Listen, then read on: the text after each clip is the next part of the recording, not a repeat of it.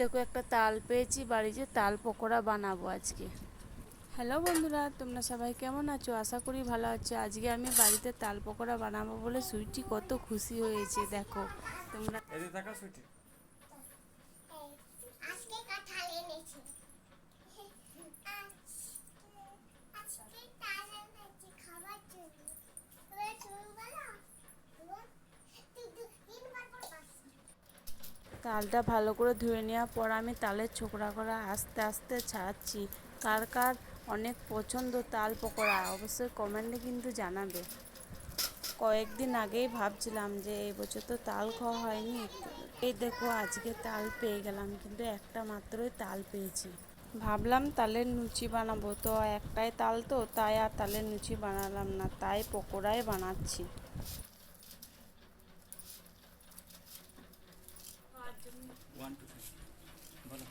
তালের পকোড়া খাওয়ার জন্য সব বসে আছে, কখন তাড়াতাড়ি বানাবো সেটাই বলছি। মা কত তাড়াতাড়ি বানাবো, দেখো আমি কি করে বানাবো সব। ওটা তাল পকোড়া নয়, এখন তাল পকোড়া বানাইনি, তাল পকোড়া বানাবো।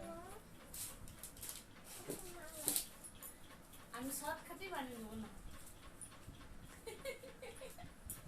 খুব ভালো খাবার, চাল ভিজাতেও দিল না। তালের ছালটা ছাড়িয়ে নেওয়ার পর তালের আটিগুলা নিয়ে আমি ভালো করে চিপে চিপে তালের মাড়িটাকে বের করে নিচ্ছি। তাল তো এক বছর পরই পাওয়া যায়, কারণ তাল সিজনেই পাওয়া যায়, তাই আমি তালটাকে ভালোভাবে, তালে আমাদের বাড়িতে কোনো নেই তো ভালোভাবে, তাই আমি ঝুড়িতেই মেরে নিচ্ছি। অনেকজন অনেকভাবেই বের করে, তা আমার তো এভাবেই সুবিধা হয়, তাই আমি তালের মাড়িটাকে বার করি। বন্ধুরা, আমি অনেক ভিডিও বানাচ্ছি এবং বানাবো, কিন্তু তোমাদের কাছ থেকে আমি কোনো সাপোর্ট পাচ্ছি না। বন্ধুরা, এত কষ্ট করেও ভিডিও বানাচ্ছি, কিন্তু না সাপোর্ট পেলে ভিডিও বানাতেও ভালো লাগছে না, তাই তোমাদের কাছে অনুরোধ যে তোমরা সাপোর্ট করো, তাহলে আমি ভিডিও আরও বানাতে পারবো।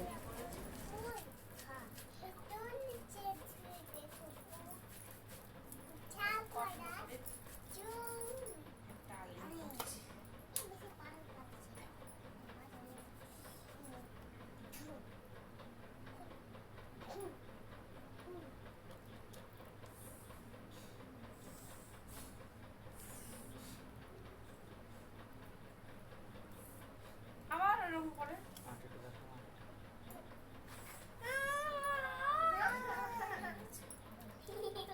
দেখো কত সুন্দর দেখতে লাগছে।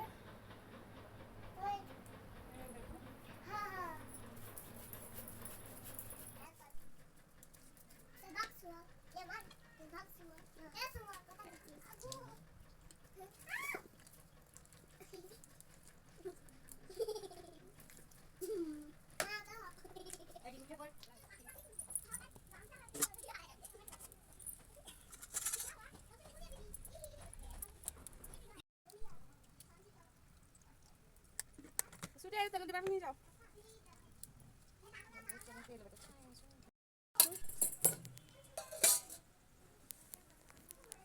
বৃষ্টি পড়ছে তাই আর বাইরে করা হবে না, এবার বাড়ির ভিতরে আমি বানাবো।